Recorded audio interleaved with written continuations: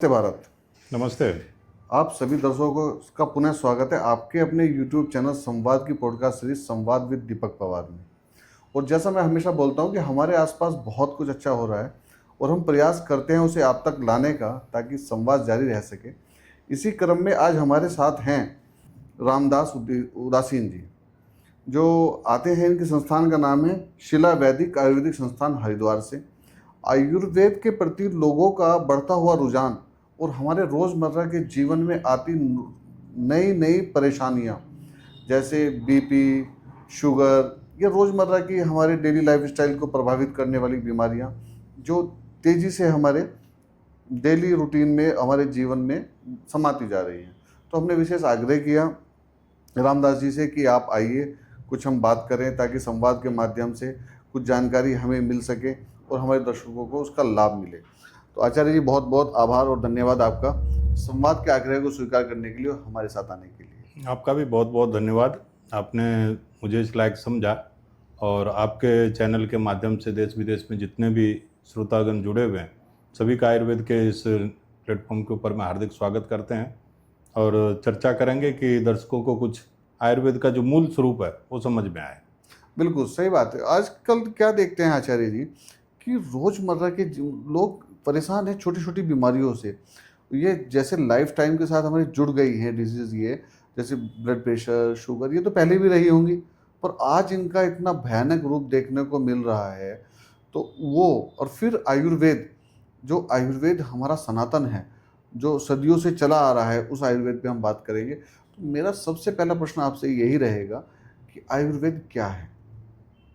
आयुर्वेद भारतीय चिकित्सा पद्धति की सबसे पुरानी पद्धति है और जो हमारे 4 वेद हैं, उस 4 वेद में जो अथर्ववेद है, अथर्ववेद के द्वारा निकला हुआ ये एक उसका उपवेद है जिसको आयुर्वेद कहते हैं। और जैसे कि शब्दों से ही आयुर्वेद की विशेषता है कि जितने भी रोग हैं या इसकी जितनी भी परिभाषाएं हैं, वो बहुत ही सरल है और समझ में आ जाता है तुरंत कि आयु मतलब आपका जो जीवन है, और उसका वेद कि आयु को अच्छे तरीके से आपके जीवन को यो रोग मुक्त रहे, और इसके साथ ही जो आपका माइंड है, बॉडी है, जो सोल है, ये तीनों को एकाग्रचित्त रख के उन्नतिशील के तरीके से आदमी कैसे जीवन जिए, ये सभी ज्ञानों का समावेश जो है वो आयुर्वेद के अंदर पाया जाता है। तो मोस्टली 3 पद्धति हमें देखने को मिलती है: आयुर्वेद, एलोपैथी, होम्योपैथी जी तो आयुर्वेद की जो चिकित्सा पद्धति है जी वो थोड़ी लंबा समय लेती है, पर जी वो काम करती है मूल जड़ पे। जी एलोपैथिक एकदम से आराम कर देती है, तो ज़्यादातर लोग एलोपैथी में जाना चाहते हैं। अभी भी अब बहुत सारी बीमारियों पे आयुर्वेद ने भी, बहुत सारी ऐसी बीमारियां हैं जो ये मानी जाती थी कि एलोपैथी में ही इनका इलाज है, पर आज के समय में बहुत सारी बीमारियों पे आयुर्वेद ने काम किया है। और पुराने समय में जो आयुर्वेद था, अब उस पर रिसर्च भी हुई है। देखिए, जब आयुर्वेद हुआ उसके कुछ समय बाद में समय आया जिसको कहते हैं आयुर्वेद में संहिता का समय आया। उस समय चरक हुए, वाग्भट हुए, पुनर्वसु हुए, अत्रि हुए, कि जितने भी ऋषि हुए, इन सब ने उस आयुर्वेद को रोग क्यों होता है, उसका कारण क्या है, कौन सी औषधि के द्वारा वो ठीक होगा, कौन कौन से उसमें पथ परहेज होंगे, ऋतु काल का ध्यान कैसे रखना, आयु का बल का ध्यान रखते हुए किस तरीके से इलाज करना है, ये सबको लिपिबद्ध किया। उसको कहते हैं, वो एक दौर आया संहिताओं का। और उसी समय में चरक संहिता है या अष्टांग हृदय है या वाग्भट के जितने भी ग्रंथ हैं, सुश्रुत के जितने भी ग्रंथ हैं, ये सभी ग्रंथों के ऊपर में इन सब का समावेश पहले ही था। पर देश आज़ाद हुआ, कुछ सरकारों की उदासीनता रही और इसको ढंग से जो प्रमोट करना था वो किया नहीं। और इसके ऊपर में आज भी जो बुद्धिजीवी लोग हैं, जो पढ़े लिखे लोग हैं, वो ये एक सवाल उठाते हैं कि आपकी जो औषधियाँ होती हैं आयुर्वेद की, इसको आप किसी लेबोरेटरी के अंदर में प्रूफ करके तो दिखा नहीं सकते। और मैं तो बहुत साल से इसके ऊपर काम कर रहा हूँ, सन 94 से मैं जुड़ा हुआ हूँ इसमें। तो काफ़ी बुद्धिजीवियों से मिला, उनका यही कहना है कि महाराज जी, जो ये भस्म आप बनाते हैं, आयुर्वेद में भस्मों का बहुत ही बड़ा योगदान है। और भस्म के अंदर ही एक चीज़ रसायन बनता है कि मरे हुए लोगों को भी तुरंत उठ के खड़ा करने की पावर उसके अंदर है जी। एक तो योग्य वैद्य समाज के अंदर नहीं आ सके, और अगर योग्य वैद्य थे तो उतनी देर जगह में ही सिमट के रह गए, उनको कोई ऐसा प्लेटफॉर्म नहीं मिला। अब आज जैसे विज्ञान का आपका युग है, जैसे ये पॉडकास्ट कर रहे हैं, लाखों लोग सुनेंगे इसको और इससे प्रभावित होंगे, तो ये सब साधन नहीं थे। और दूसरा कि देश के अंदर में एलोपैथी का आगमन था। एलोपैथी कभी भी नहीं चाहती थी कि आयुर्वेद को हम लोग इस तरीके से आगे बढ़ने दें, या सरकारों की उदासीनता कह लीजिए, बहुत सारे कारण थे जिसकी वजह से, अच्छा ट्रांसपोर्ट का इतना नहीं था, जड़ी बूटियों का आदान प्रदान टाइम से नहीं हो पाता था, तो उसके ऊपर था। तो जो मैं बात कर रहा था भस्म के ऊपर में, तो भस्म के ऊपर में जो भारत सरकार थी उसने इस चीज़ के ऊपर में ध्यान नहीं दिया कि कोई लेबोरेटरी ऐसा स्थापित किया जाए हर स्टेट के अंदर में कि वो भस्मों की जो पारदर्शिता है उस पारदर्शिता को प्रॉपर पब्लिक के आगे ले जाया जाए। और इसके ऊपर में अब जो वर्तमान सरकार है, अब उसको मैं विषयांतर हो जाएगा क्योंकि फिर उसमें राजनीतिक चीज़ें घुस जाएंगी। तो ये जो आयुष डिपार्टमेंट बना, आयुष डिपार्टमेंट ने इसके ऊपर में काम किया है। और ये जो तीनों पैथी थी, यूनानी हुआ और ये आयुर्वेद हुआ, प्राकृतिक चिकित्सा, ये तीनों को एक के अंदर समावेश किया। और समावेश करने के बाद में ये हुआ कि जो इसका रिजल्ट था वो आने लगा। और ये विज्ञान की तकनीक का है कि आज लोगों के पास में आयुर्वेद का ज्ञान प्रॉपर जा रहा है। और नंबर 2 जो एलोपैथिक है, एलोपैथिक के अंदर में कोई भी आदमी ये नहीं कह सकता है कि वो दवाई लेने के बाद में पूर्ण रूपेण ठीक हो गया। मेरा जो अपना मानना है कि आज की भागदौड़ की जिंदगी है, या कोई भी मनुष्य ये नहीं कह सकता है जिंदगी में कि वो कभी बीमार नहीं हुआ। बिल्कुल सही। तो अगर आप जीवन है तो रोग भी आएगा, पर अगर आप काम कर रहे हो और औषधि के काम कर रहे हो, तो अगर मरीज आपके पास में आशा लेकर आता है तो आप उसको साल 6 महीने दवाई खिलाने के बाद में आप उसको मुक्त करो ना, कि दवाई खाने के बाद में उसका पीछा छूट जाए, रोग मुक्त। ये नहीं कि आप उसको सारी जिंदगी कीजिए। आपको ब्लड प्रेशर हो गया तो ये सारी जिंदगी आपको ये गोली खाना ही है, आपको शुगर हो गया तो ये सारी जिंदगी गोली खाना ही है। तो इससे सिद्ध क्या हो रहा है? इससे सिद्ध ये हो रहा है कि मतलब गोली खाने से वो जो रोग है वो आपका दबा हुआ है, ठीक नहीं हुआ, जड़ से खत्म नहीं हुआ। वो आपने गोली ले ली और वो गोली जाके उसके ऊपर में काम कर रहे हो, और काम करने के बाद वो रोग आपका दबा हुआ है। जैसे ही आप गोली को छोड़ते हो, हजारों मरीज मैंने देखे जिनको पैरालाइज हो गया, ब्लड प्रेशर की गोलियां खाते थे और उन्होंने लापरवाही की, नहीं खाया, और उन्होंने सोचा कि कुछ दिन छोड़ के देखते, उनको पैरालाइज हो गया। तो आप कैसे कह सकते हैं कि वो दवाई आपको रोग को मिटा रही है? मिटा नहीं रही हो, आपके रोग को दबा रही है कुछ पल के लिए, और जैसे ही उसका समय खत्म हो जाता है वो दोबारा फिर उसको लेने की आवश्यकता पड़ती है, तो रोग तो जड़ से खत्म ही नहीं हुआ। और नंबर 2 कि हमारे शरीर के अंदर में एक चीज होता है जिसको हम लोग कहते हैं ब्रेन। ब्रेन एक ऐसी चीज है कि जैसे कि आप चाय पीते हैं, कई लोग हैं जो चाय नहीं पीते हैं, कई लोग हैं जो 2 टाइम ही चाय पीते हैं, और कई लोग दिन में कई बार चाय पीते हैं। तो उसमें क्या होता है कि जब हमारा चाय अंदर जाता है, कैफीन जो है वो एक माइंड को सिग्नल देता है, साथ में उसके चीनी है, वो ग्लूकोज जो है एक बॉडी के अंदर एनर्जी लेवल का आपको एकदम से बूम करता है, तो वो जो है वो सिग्नल देता है। तो आपने बॉडी को इस तरीके से बना दिया कि बॉडी जो है बार बार ब्रेन को सिग्नल दे रहा है कि ब्लड प्रेशर नहीं आपका कंट्रोल हो रहा है, तो ब्रेन भी उस चीज का आदी हो जाता है। और जब आदी हो जाता है तो आप वो दवाइयां खा रहे हो, रोग आपका दबा हुआ है, जड़ से नहीं खत्म हुआ। इसी के विपरीत अगर आप आयुर्वेद के अंदर में जाएंगे तो बहुत सारी ऐसी औषधियां हैं जो कि आपके ब्लड प्रेशर को ठीक करता है। अब जैसे कि सिर में दर्द है, सीधा आपने उसको कहा जी ब्रूफॉन ले लो, बात खत्म होगी। पर अगर आयुर्वेद के ऊपर में जाता है तो आयुर्वेद ये देखता है कि सिर दर्द हो क्यों रहा है, सिर दर्द होने के मूल पे काम करता है, जड़ पे, कि इसका जड़ कहाँ है, ये कहाँ से जो है एक्टिवेट हो रहा है, ये कहाँ से, कौन से तंतु से ये जो स्पंदन है ये निकल के शरीर के अंदर में आ रहा है और ये इनको दर्द दे रहा है। तो जब उस जड़ के ऊपर में हम काम करेंगे, तो जब जड़ से ही आपने गिरा दिया पेड़ को, तो उसके पत्ते कितने दिन जीवित रहेंगे? वो सूख ही जाएंगे और अंततः वो खत्म हो जाएगा। तो आयुर्वेद का मूल यही है कि आयुर्वेद जो है जड़ के ऊपर काम करता है। और एलोपैथिक में बहुत सारे शोध हो रहे हैं, मैं विरोध नहीं करता एलोपैथिक का, बहुत सारी चीजें हैं जहाँ पे इमीडिएटली अगर आपको एक्शन लेना है तो उस पर एलोपैथिक काम करता है, पर हर पैथी का काम करने का एक अपना तरीका है। तो आयुर्वेद का जो अपना एक तरीका है, आयुर्वेद ये देखता है कि आपके दोषों में कौन सा दोष आपके ऊपर में गंभीर कर रहा है, आपके बॉडी में कितना डिटॉक्सिएशन है, मैल कितना है।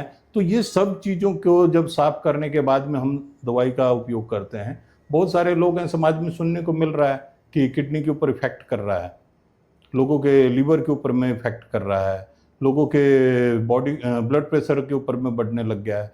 तो ये सब चीज़ें समस्याएं आती रहती है और समय के साथ वो लोग भी रिसर्च करेंगे, इसके ऊपर विजय पाएंगे, वो भी अपने रिसर्च में लगे हुए हैं। और आयुर्वेद के भी जो महान ज्ञाता लोग हैं वो लोग भी दिनों दिन इस पर रिसर्च कर रहे हैं। तो ये आज के समय में निकल के देख के आ रहा है कि आयुर्वेद जो है वो काफ़ी सक्सेस है, क्योंकि मैं तो बहुत पुराना काम कर रहा हूँ। हाँ, और जब आप एक सेकंड, जब आप बात करते हैं पुराना काम कर, तो मैं जानना चाहूँगा शीला वैदिक आयुर्वेदिक संस्थान कब से कार्यरत है और आप किस तरह की मेजर बीमारियों पे नियंत्रण करने का वो करते हैं आयुर्वेद के माध्यम से, या सभी तरह की बीमारियों पे आप काम करते हैं? मैं एक्चुअली संन्यास में हूँ, तो संन्यास में मैंने बीएचयू से पढ़ाई किया और पढ़ाई करने के बाद में हमारे गुरुजी ने कहा कि साधु बनना ठीक है, पर आप अपने हाथ में कोई ऐसा गुण रखिए कि आप पब्लिक को कुछ दे सकें। सही बात। और उसमें आपको किसी पैसे की ज़रूरत न पड़े, क्योंकि आजकल आप देख रहे हैं अगर सोशल वर्क करना है तो पीछे आपके बैकबोन में पैसा होना चाहिए, और सन्यासी के पास पैसा है नहीं तो क्या देगा समाज को। तो उन्होंने मुझे समझाया और मुझे आयुर्वेद की तरफ प्रेरित किया और मैं आयुर्वेद में गया, पढ़ाई की। और पढ़ाई करने के बाद में भारत में जितने भी सन्यासी थे, जहाँ भी मुझे पता लगता था, क्योंकि मैं सन्यासी था तो मैं तो फ्री था, मेरे ऊपर कोई जिम्मेवारी तो थी नहीं, तो भारत में जहाँ पे भी मुझे पता लगा कि उस वैद्य के पास में ये फॉर्मूला है, और उसके लिए चाहे मुझे उसके आश्रम में झाड़ू मारना पड़ा, बर्तन मांजना पड़ा, कुछ भी करना पड़ा, प्रेम से, मोहब्बत से, सेवा से, किसी भी तरीके से उस फॉर्मूले को मैंने हासिल किया। और हासिल करने के बाद में मैं अपने प्रैक्टिस में आया। प्रैक्टिस में एक चीज़ होता है कि मरकरी, टाइम को ध्यान में रखना है, पर एक सोचने वाली चीज़ है, मरकरी जिसको पारा कहते हैं। गाड़ी के अंदर में जब ऑटोमेटिक पंखा चलता है तो उसके अंदर में पारा ही होता है। पारा का गुणधर्म ये है कि जैसे ही गर्मी मिलता है तो ऊपर को उठता है। आप थर्मामीटर में बुखार को चेक करते हैं, बिल्कुल। जैसे उसको गर्मी मिलता है वो ऊपर को उठता है, और उससे हम अंदाजा लगाते हैं कि इस आदमी के जो शरीर का उत्ताप है या ताप है ये इतने डिग्री पे पहुंच चुका है जी। तो पारा का एक गुणधर्म है कि जैसे उसको गर्मी मिलेगा वो ऊपर को भागेगा। मैं लास्ट में सारी चीज़ों को ले लिया, पर जो सबसे परफेक्ट मेरे गुरु थे आयुर्वेद के, उन्होंने मेरे को इस चीज़ से वंचित रखा और उन्होंने मेरे को बताया ना, वो बनाते थे पारा का भस्म। अब अगर इस विषय के ऊपर में बात करेंगे, आयुर्वेद के ऊपर में बहुत सारे चैनल हैं इंटरनेट पे ऑलरेडी, और मेरा यहाँ आने का यही कारण है, नहीं तो आप लोगों की दया से काम बहुत है मेरा, पर आयुर्वेद का जो मूल स्वरूप है, जो पब्लिक के आगे जाना चाहिए, ये मोरिंगा, एलोवेरा और ये अश्वगंधा बेचना ही सिर्फ आयुर्वेद नहीं है। आयुर्वेद इससे बहुत आगे है और वो पब्लिक के आगे जा नहीं रहा है।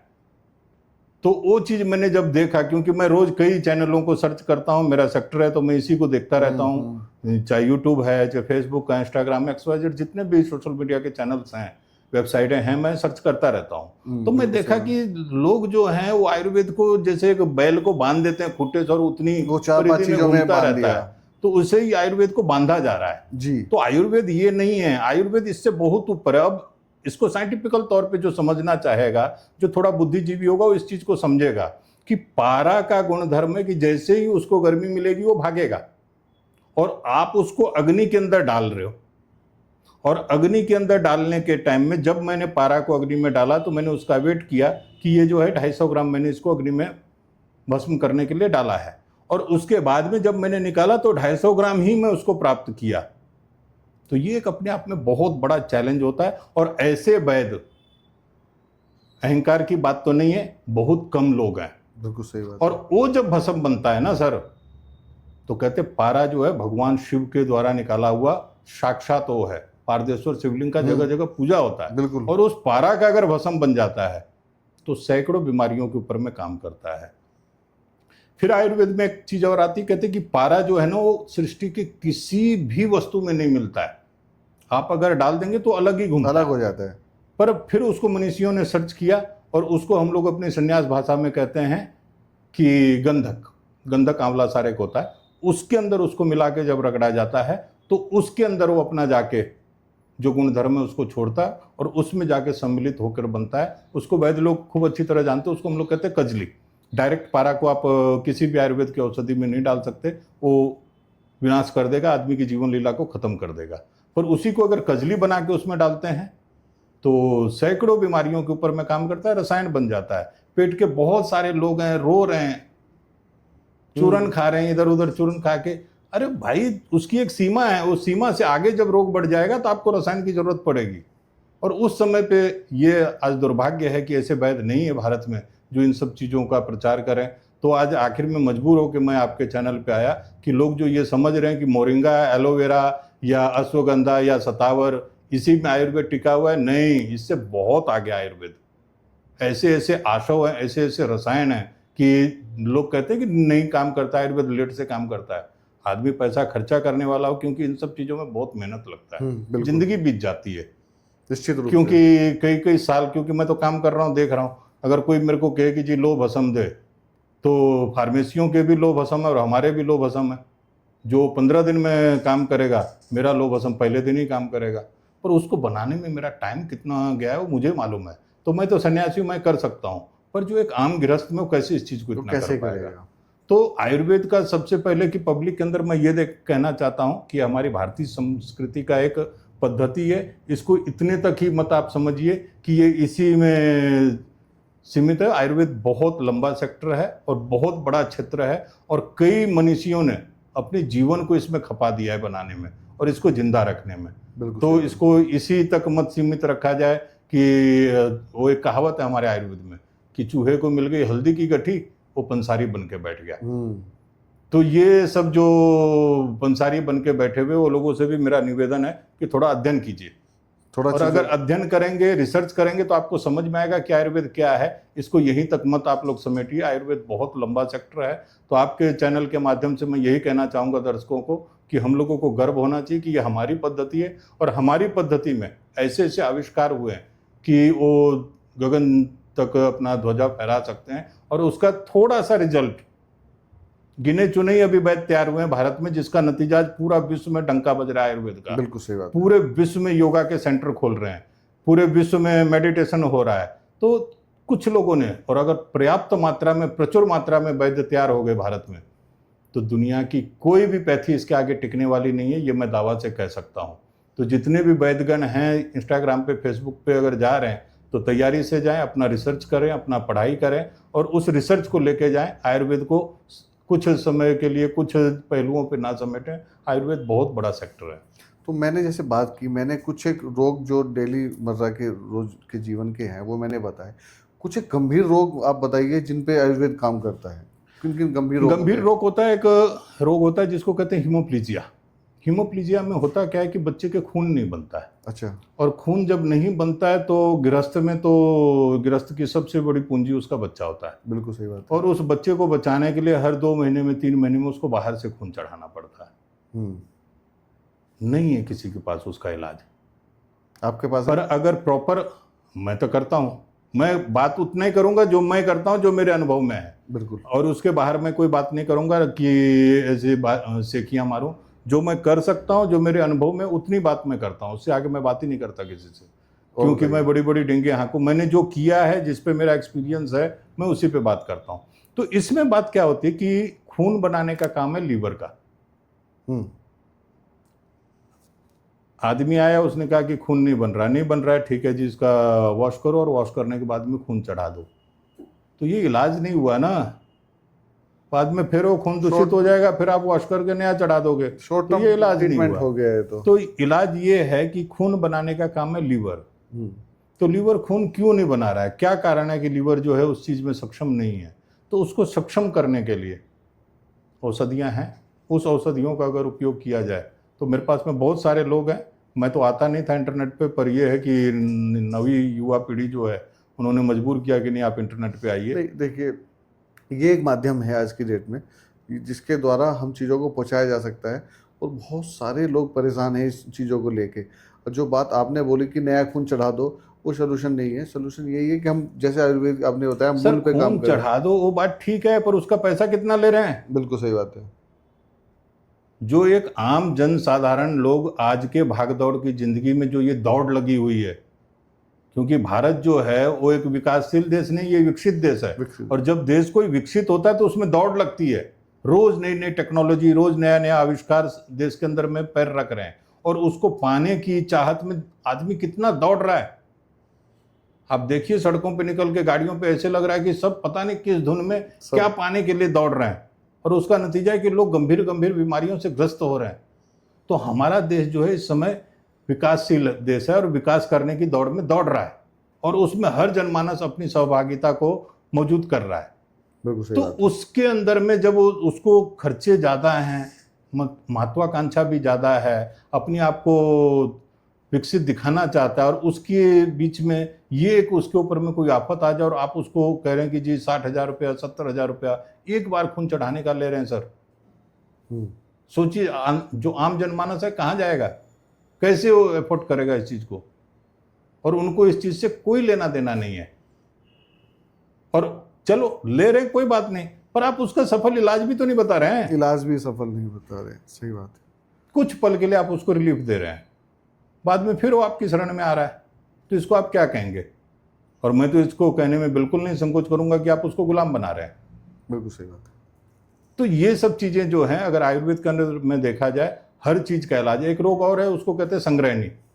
सैकड़ों हजारों मरीज मेरे को मिले हैं, एलोपैथिक में नहीं है इलाज। उसका लक्षण क्या है कि जैसे ही आदमी कुछ खाता है, खाने के बाद में तुरंत उसको मोशन हो जाता है और कच्चा अन्न उसके अंदर निकलने लगता है। उसकी पहला स्टेज ये होता है कि उसको हम लोग कहते हैं अतिसार, कि लूज मोशन लगने लग जाते हैं। और लूज मोशन लगने के बाद में वो मानसिक तौर पे वो आदमी इतना घबरा जाता है कि कुछ भी खाने से पहले उसको पहले वो क्लिक हो जाता है उसके दिमाग में, वो घंटी बजने लगती है कि मैं जैसे ही खाऊंगा मेरे को जाना है।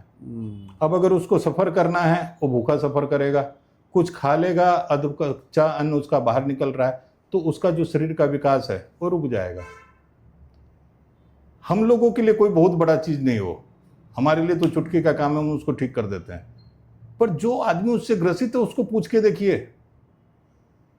कितना अन्न से उसको भय लग रहा है, क्योंकि वो खाने से पहले उसके दिमाग में ये घंटी बज रही है कि पहले वो देखेगा कि यहाँ पे बाथरूम कहाँ पे है। अगर उसको लगेगा कि हाँ मेरे मुताबिक यहाँ पे बाथरूम है, तो वो भले खाए, नहीं तो नहीं खाएगा। नहीं खाएगा तो शरीर कर्कश हो जाएगा, जीर्ण हो जाएगा, कमजोर हो जाएगा। तो उस आदमी से क्या अपेक्षा रखते हो, क्या करेगा समाज में, क्या नया आविष्कार लेके आएगा, या अपने जीवन को क्या वो कैसे अपनी चलाएगा? बीमारी में उलझा रहेगा, क्या नया कर पाएगा वो। पर एलोपैथिक में नहीं है उसका इलाज। छोटी सी बीमारी है, अस्थमा है। अस्थमा के ऊपर में क्या कर रहे हैं, उसको दे रहे हैं, इनहेलर दे रहे हैं। इनहेलर यूज करते रहिए, चलते रहिए। तो इनहेलर कोई रोग को जड़ से थोड़ी खत्म कर रहा है, कुछ पल के लिए आपको चलने में वो सहायता कर रहा है। जैसे ही मौसम चेंज होगा, धूल मिट्टी पड़ेगी या थोड़ा सा उसको कोई ऐसा सीढ़ी वगैरह चढ़ने का आया हो, फिर हाँफने लगेगा। तो ये इलाज नहीं हुआ, ये कुछ पल के लिए आपने उसको रिलीफ दिया, दबा दिया। और इसमें हो ही रहा है अस्थमा, वैसे नहीं होना चाहिए। अस्थमा होने का मुख्य कारण ही ये है कि आयुर्वेद है, जैसे कि कहते हैं कि शरीर जो है ना, जैसे जानवर हैं, जानवरों को कोई डॉक्टर नहीं मिलता है, जंगलों में रहते हैं। हमारी बॉडी अपने आप को हीलिंग करने के लिए तैयार रहती है, पर हम उसको करने ही नहीं देते हैं, उसको टाइम ही नहीं दे रहे हैं। सर्दी जुकाम हुआ तुरंत हमने टैबलेट ले लिया, बुखार हुआ हमने तुरंत टैबलेट ले लिया।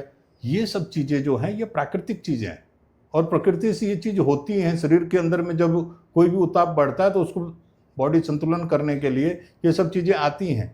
पर जैसे ही वो जुकाम हुआ है, हमने गोली खा ली, गोली खाने के बाद में जो कफ था वो सुखा के एक साइड में लगा दिया, सांस प्रॉपर आने लगा, हमने कहा हम ठीक हो गए।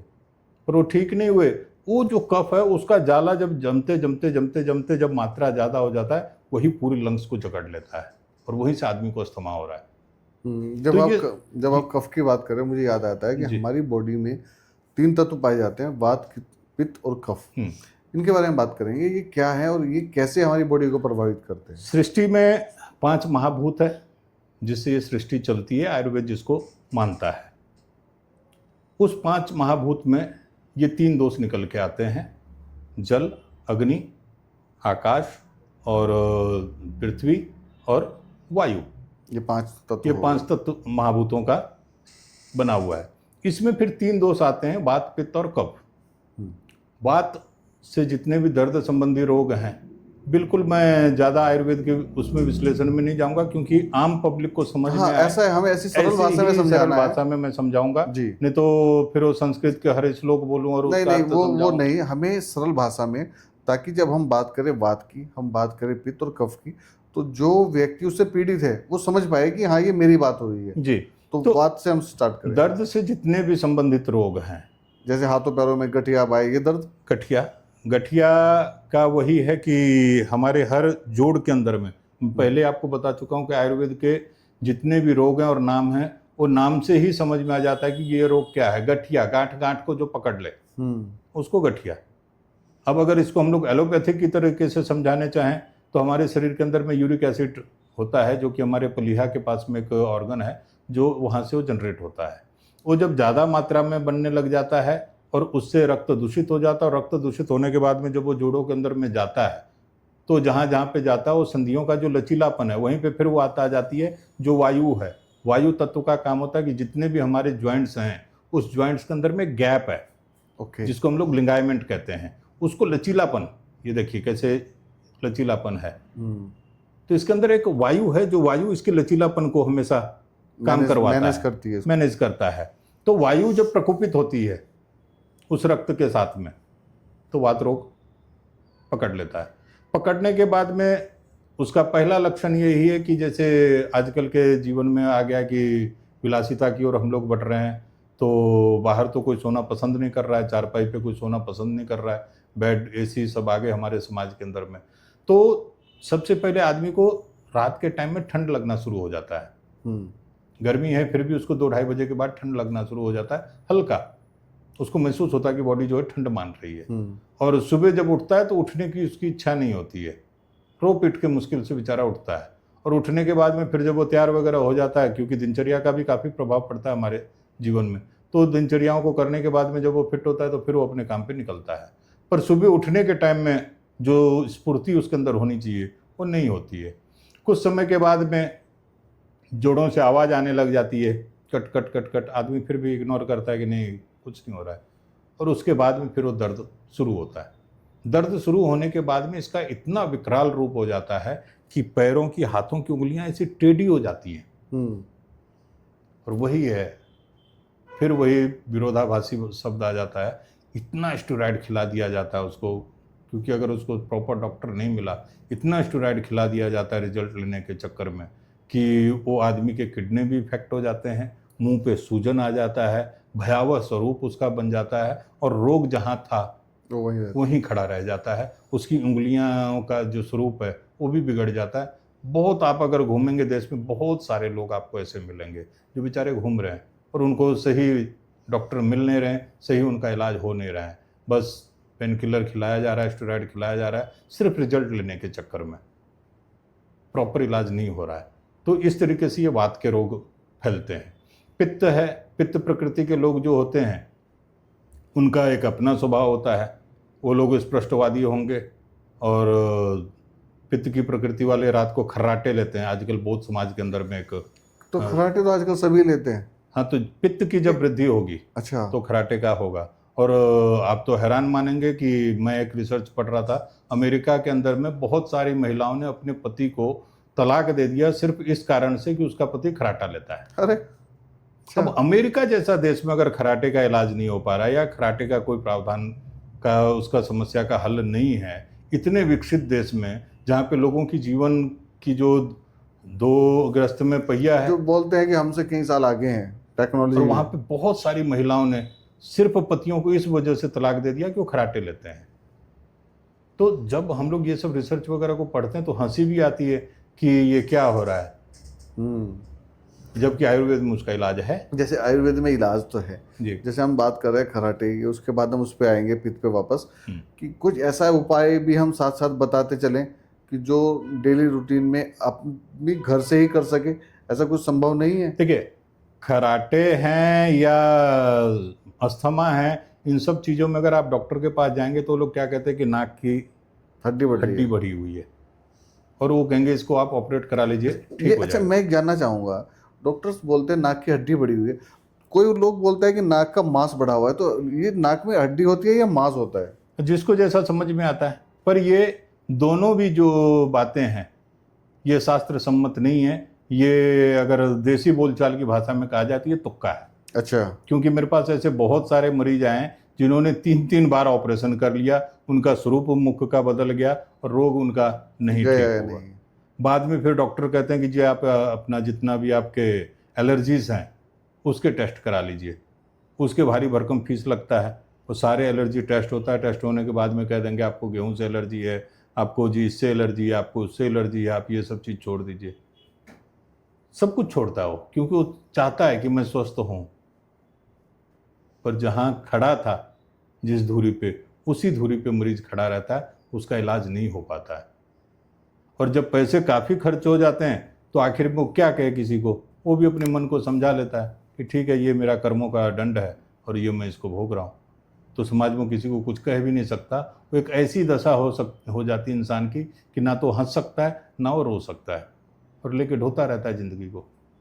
पर आयुर्वेद इसी के ऊपर में जोर देता है कि नहीं, आपका जीवन तंदुरुस्त हो, आपका जीवन दूसरों के लिए प्रेरणादायक हो, आपका जो ब्रेन है, आपका जो वातावरण है, वो सब इस तरीके से हम लोग क्रिएट कर दें कि एक जो नवनिर्माण समाज जिसको कहते हैं कि सब तंदुरुस्त हों, हंसमुख हों, और अगल बगल के उनके जो समाज है वो भी सब रोग मुक्त हों और स्वस्थ जीवन जिएं जी। इसके ऊपर में आयुर्वेद काम करता है। इसीलिए अब आयुर्वेद का जो महत्वता है वो दिनों दिन इसका ग्राफ जो है वो बढ़ता जा रहा है, क्योंकि अब इसका जो स्वरूप है वो लोगों को समझ में आने लग गया रहा है। अब समझ में आ रहा है, क्योंकि हम जितने धक्के खाने थे एलोपैथी में खा चुके हैं। और क्योंकि रिसर्च है ना, पब्लिक ने रिसर्च किया, देखा, और देखने के बाद में जब इन लोगों को समझ में आया कि इतना भारी भरकम बजट लेने के बाद भी हमको प्रॉपर इलाज ये नहीं दे रहे, हमारे रोग को सिर्फ दबा रहे हैं।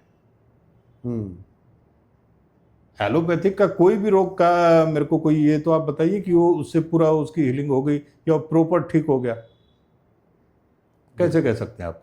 टाइफाइड है, छोटा सा रोग है, टाइफाइड के ऊपर में काम करते हैं, उसको ग्लूकोज वगैरह चढ़ा देते, टाइफाइड बिगड़ जाता है।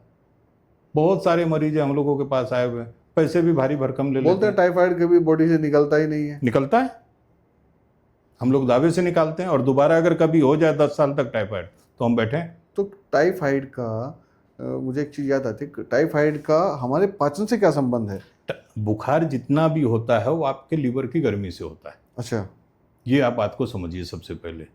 तो लीवर में अगर आपके गर्मी है तो पाचन तो प्रभावित होगा ही होगा। तो जितना लीवर एक बहुत खास ऑर्गन है, लीवर को सेकंड ब्रेन भी कहा जाता है आयुर्वेद में। उसके ऊपर लीवर को तंदुरुस्त रखने के कुछ बेसिक उपाय हैं जो हम रोजमर्रा कर सकें? हाँ, ये सब आजकल छोटे मोटे वैद्य बता रहे हैं। अजवाइन का जूस वगैरह आप पीजिए, जीरा वगैरह का जूस आप नहीं इसको बताते हैं? तो क्या ये कारगर नहीं है? कारगर है, कारगर है। ताकि देखिए क्या है, एक बीमारी होना, डॉक्टर के पास जाना या वैद्याचार्य के पास जाना एक अलग चीज है, पर बीमारी होने से पहले अवेयर रहना, अवेयरनेस बहुत जरूरी है। वो तो अच्छी बात है अगर समाज में जागरूकता आता है। जागरूकता फैलाने तक ये इंटरनेट अच्छा काम कर रहा है। इस बात से मैं सहमत हूँ कि ये जितने भी रील्स आ रहे हैं फेसबुक पे या कुछ जानकारियां आयुर्वेद का, अवेयरनेस तक मैं मानता हूँ कि कम से कम चीजों में अवेयरनेस है, हम आगे बढ़ रहे हैं। कुछ चीजों में मैंने महसूस भी किया है, और जो मेरे संपर्क के लोग हैं, जैसे कि हम चाय से दूरी बना रहे हैं, हम आजकल फास्ट फूड से दूरी बना रहे हैं। मैं उनकी बात कर रहा हूँ, मैं जनरेशन की बात नहीं कर रहा हूँ, मैं उनकी बात कर रहा हूँ जो समझ रहे हैं आयुर्वेद को, जो समझ रहे हैं। जनरेशन में भी अब लोगों को समझ में आ रहा है। नींबू पानी का इस्तेमाल इस समय इतना ज़्यादा हो रहा है समाज में कि आप पूछिए मत। बहुत सारे मरीज आते, क्योंकि कुछ साल पहले कोल्ड ड्रिंक का इस्तेमाल बहुत बढ़ गया था, पर अब घटा है। अब लोग ग्रीन टी पीना ज़्यादा पसंद कर रहे हैं, नींबू पानी पीना ज़्यादा पसंद कर रहे हैं। और ड्रिंक आप देखे होंगे मार्केट में बहुत सारा आ गया। मार्केट मतलब डिमांड जो होता है उसके ऊपर में मार्केट चलता है। तो इसका मतलब है कि मार्केट में डिमांड आ रहा है। जीरा का आप देखेंगे कि बहुत सारे ड्रिंक आ गए हैं, इसके अजवाइन के बहुत सारे ड्रिंक आ गए हैं। ये जो अजवाइन और जीरा के ड्रिंक आ रहे हैं, साथ में कुछ ड्रिंक चल रहे हैं आजकल, एनर्जी ड्रिंक। जी, मैं उनकी बात करना चाहूँगा। एनर्जी ड्रिंक, तो ये जो एनर्जी ड्रिंक है उसमें एक कैफीन की मात्रा हाई रहती है, और जो उस पर वो मेंशन भी करते हैं। ये हमारी बॉडी के लिए नहीं, कितना फायदेमंद है? कितना ये जो एनर्जी ड्रिंक जितने हैं, इनका आयुर्वेद से कोई लेना देना नहीं है। और ये हमारे लिए उसी थेरेपी के ऊपर में काम करते हैं। हाँ, वो उसी कॉन्सेप्ट पे काम करते हैं कि कुछ पल के लिए आदमी को एक जोश दिला देना और फिर उसको हटा देना है। कहीं ना कहीं फिर बाहरी कंपनियों का वही सिस्टम है कि जो चाय नहीं पी रहा उसको एनर्जी। फिर बात आ जाती है कि डिटॉक्सिन्स पे, आगे जाके हम फिर इसके ऊपर विस्तार से बात करेंगे।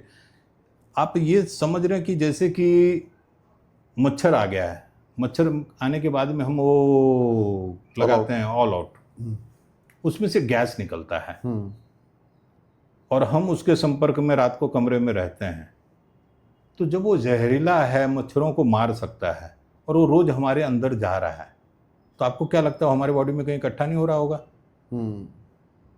तो क्या करें फिर? एक बात है, आयुर्वेद में वही उसी बात पे हम आ रहे हैं। एनर्जी ड्रिंक वगैरह आ रहे हैं, बहुत सारे टीन के डब्बों में उसको पैक करके दिया जा रहा है। आपको क्या लगता है कि वो टीन का जो असर है, जो इतना क्षारीय है, जिसको पीने से गले में पता लगता है कि ये जलता हुआ जा रहा है गले में, तो आपको क्या लगता है कि वो टीन का जो असर है वो आपके अंदर नहीं आता होगा? हमें समझ में नहीं आ रहा है, पर वो धीरे धीरे धीरे धीरे धीरे धीरे धीरे कुछ समय के बाद में हमको पता लगता है कि अरे इस चीज़ ने हमको इतना नुकसान दे दिया। कुछ सालों में इसके बाद की बात, इसके ऊपर में जब हम बात करते हैं, इसके ऊपर में ही आयुर्वेद में आजकल खूब ट्रेंड चल रहा है, खूब दबा के ट्रेंड चल रहा है, जिसको बात हो रही है आजकल खूब बेझिझक डिटॉक्सेशन, पंचकर्म, विषैले तत्वों को बाहर निकालना। अगर ये सब कितना कारगर है पंचकर्म? कारगर है, क्योंकि आयुर्वेद को अगर जब हम लोग पढ़ना शुरू करते हैं तो आयुर्वेद के पहले ही प्रथम भाग में इन सब चीज़ों का समावेश किया गया है। लंघन है, बस्ती है, अभ्यंग है, मर्दन है, नश्य है, इन सभी चीज़ों का सबसे पहले पाठ्यक्रम में यही पढ़ाया जाता है कि ये सब चीज़ करने के बाद में अगर आप मरीज को दवाई देते हैं, वही बात फिर आ गई। अच्छा, बिजनेस है, आप शब्दों की शब्दावली को इधर उधर फेर करके एक नया स्वरूप देके कॉन्सेप्ट खड़ा कर दो, वो एक अलग बात है, पर मूल स्वरूप पे जब हम जाएंगे, बात करेंगे, तो ये जो कॉन्सेप्ट है ये 5000 साल पहले ही ऋषियों ने लिख दिया था। कितना समृद्ध है हमारा जी, और आज उसका प्रचार हो रहा है। 5000 साल बाद जाके आज उसका प्रचार हो रहा है। तो अच्छा, पहले हम लोग भी नहीं करते थे, हम लोग ऐसे झूठ बोले, क्योंकि पब्लिक को पता नहीं था और पब्लिक इतना एफर्ट भी नहीं करती थी और ना पब्लिक उस चीज को एग्री होती। उतने संसाधन भी नहीं थे कि संसाधन भी नहीं, संसाधन तो थे पर लोग उसको करना रुचि नहीं दिखाते थे, और जब रुचि नहीं दिखाते थे तो जबरदस्ती आप किसी चीज को थोप नहीं सकते। अब पब्लिक जो रुचि दिखाती है, पब्लिक कहती है कि जी मुझे डिटॉक्सेशन कराना है, मेरे को पंचकर्म कराना है। उसको भले पंचकर्म की पूरी जानकारी नहीं है, पर उसने सुना है कि पंचकर्म जो है वो एक बार बॉडी को पूरा डिटॉक्स कर देता है और आदमी को नवयौवन में पहुंचा देता है। इतना सुनने के बाद वो पंचकर्म। मेरा आपसे आग्रह है कि सरल शब्दों में पंचकर्म की थोड़ी व्याख्या कर दीजिए, ताकि सरलता से जो व्यक्ति पंचकर्म को देख के समझना चाहता है कि पंचकर्म, मुझे भी इतना ही पता है कि पंचकर्म एक पद्धति है, वो कैसे कैसे काम करती है और किन किन हमारी रोगों पे काम करती है, कैसे उसका लाभ उठाया जा सकता है। पंचकर्म में एक भाग आता है जिसको कहते हैं शिरोधारा, रिसर्च हो रहा है। बहुत सारे ऐसे भी पेशेंट मेरे पास आ रहे हैं जो कि दिमागी तौर पे विक्षिप्त हैं, पागलपन के शिकार हैं, बहुत कारगर है, बहुत अच्छा रिजल्ट आ रहा है। आप शिरोधारा करवाना शुरू कर दीजिए, बहुत कारगर है। आजकल के भाग दौड़ के ज़िंदगी में सभी को टास्क दिया जा रहा है कि आपका इतना टारगेट, इस टारगेट को पूरा करना है। उस टारगेट को पूरा करने के चक्कर में बैंक के ईएमआई हैं, घरों के लेन देन हैं, ये सब डिप्रेशन दिमाग के ऊपर आ रहा है। इन सब चीज़ों पे शिरोधारा इतना कारगर हो रहा है और लोगों को फायदा मिल रहा है, इसीलिए लोग करा रहे हैं, तो कारगर है। दूसरा आता है कि अंतड़ियों के अंदर में मैल जमा हुआ है, बहुत आबादी इस चीज़ से पीड़ित है। दिन में 2 बार 3 बार कहते हैं कि महाराज जी जाना पड़ता है, तब जाके पेट साफ होता है। वो भी हम संतुष्टि से नहीं कह सकते कि हमारा पेट साफ हुआ।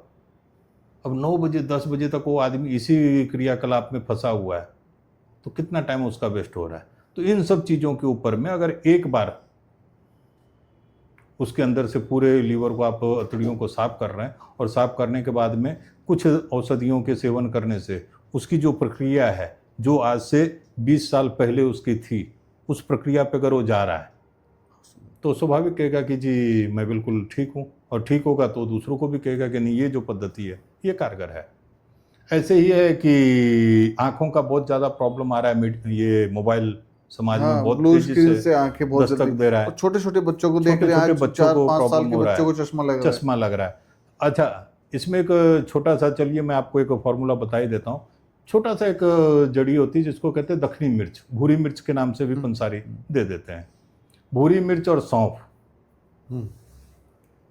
और मिश्री, इनको आप तीनों को समान मात्रा में लगा के, क्योंकि बहुत सारे बच्चे इन सब चीज़ों से पीड़ित हैं, बता देना चाहिए थोड़ा बहुत।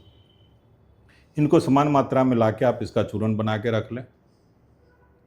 त्रिफला को रात को भिगा लें, भिगा के सुबह उससे आँख पे छींटे मारें और वो चीज़ खाने को दें।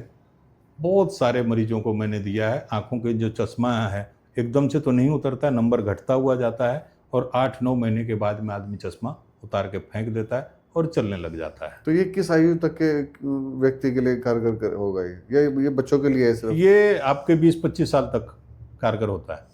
उसके बाद उसके बाद में तो फिर हमारी जो स्नायु हैं, क्योंकि इसके पीछे बहुत सारे स्नायु काम करते हैं, वो स्नायु जो है पक जाते हैं, फिर वो काम नहीं करते हैं। उसके ऊपर में फिर वही पंचकर्म काम करता है। उस आयु वर्ग से ऊपर जो लोग हैं उसके ऊपर में कि बहुत सारे तेल का आविष्कार आयुर्वेद के अंदर में बताया गया है। उन तेलों को आंखों के ऊपर में लगा के वो तेलों को डाला जाता है और आंखों को बोला जाता है कि आप आंख को इसमें खोलिए, और वो तेल जब आंखों के द्वारा उस स्नायु तक पहुंचते हैं तो जो स्नायु का जो लचीलापन है उसको कायम करते हैं। आपके पीछे जो रेटिना है उसको एक नई ताकत देने लग जाते हैं, और आदमी जब वो पद्धति से बाहर निकलता है तो उसको लगता है कि मैं किसी नए लोक में आ गया, कि आंखों के अंदर में ऊर्जा का संचार बहुत तेज़ी से हो रहा है और मैं किसी नए युग में आ गया। तो ये सब पद्धतियां हैं, काम करती हैं, ये नहीं कि नहीं करती हैं, सब पद्धतियां काम करती हैं। तो हम पित्त की बात कर रहे थे, अब हम बात करते हैं कफ की। कफ, जब हमारे शरीर में कफ की वृद्धि होती है तो उसके लक्षण क्या होते हैं और हम अपने शरीर के बढ़े हुए कफ को कैसे नियंत्रित कर सकते हैं? कफ के लिए जो आयुर्वेद में आता है कि फिर अगर उसी पंचकर्म के ऊपर में हम लोग बात करते हैं कि उसको लंघन कह देते हैं हम लोग, उल्टी, कि पहले दिन मैनफल इसके अंदर बहुत अच्छा काम करता है, एक जड़ी होती मैनफल, उसको उबाल के उसका काढ़ा बना के और भी 2-3 औषधियों को बीच में मिला के देते हैं और उससे उसको हम 2-3 उल्टी करवाते हैं। उल्टी करवाने में उसका जो श्वासोच्छ्वास की जो प्रक्रिया है वो नॉर्मल स्थिति में आ जाती है, और उसके बाद जब हम उसके ऊपर में उसको इलाज करते हैं तो कारगर सिद्ध होता है और उस चीज़ से निजात पा जाता है। उसमें कोई एलर्जी वगैरह का वो नहीं होता है, ना कोई नाक की हड्डी बढ़ती है, ना कोई नाक का मांस बढ़ता है, आदमी ठीक हो जाता है। और उसमें यही होता है कि मौसम का इसके ऊपर में बहुत प्रभाव पड़ता है। जैसे अभी बारिश का मौसम है, काली घटा आ गई, तो काली घटा में उसको उस चीज़ का जो दौर है, उसका जो दौरा है वो तेजी पकड़ेगा। धूल मिट्टी का कोई कमरा है या कोई चादर वगैरह को झाड़ रहा है तो वो धूल वगैरह, डस्ट वगैरह जो जाएगा, इसको आम भाषा में लोग कह रहे हैं कि इसको एलर्जी होती है, इसको डस्ट से एलर्जी होती है। और हम लोग थोड़े ही पैसों में आदमी को हंसता खेलता हुआ बना देते कि डस्ट में घूमे। और भारत तो मैं आपको पहले बोला कि ये तो विकासशील देश है, और विकासशील देश में का डस्ट नहीं उड़ेगा, क्योंकि चारों तरफ शहरों में इतना शहरीकरण बढ़ रहा है और इतना, ये एक रिसर्च बता रहा है कि भारत के हर 20 किलोमीटर के ऊपर में कोई ना कोई काम चल रहा है। और ये पूरे वर्ल्ड की जो मीडिया है वो इस चीज़ को स्वीकार कर रही है कि भारत बहुत तेज़ी से आगे बढ़ रहा है। तो जब हर 20 किलोमीटर के ऊपर में काम चल रहा है, कहीं खुदाई चल रहा है, कहीं पुल बन रहा है, कहीं पावर प्लांट लगाया जा रहा है, कहीं किसी और संयंत्र की स्थापना हो रही है, तो जब इतना सारा कुछ चलेगा तो डस्ट तो उड़ना ही है। तो फिर आम जनजीवन जाएगा कहाँ?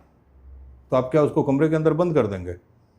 पर उसका इलाज आज से देखिए 5000 साल पहले हमारे महर्षियों को पता था कि ऐसा समय आएगा, और उन्होंने अपने आने वाली पीढ़ी के लिए इन सब चीज़ों का खोज करके पहले से रखा हुआ है।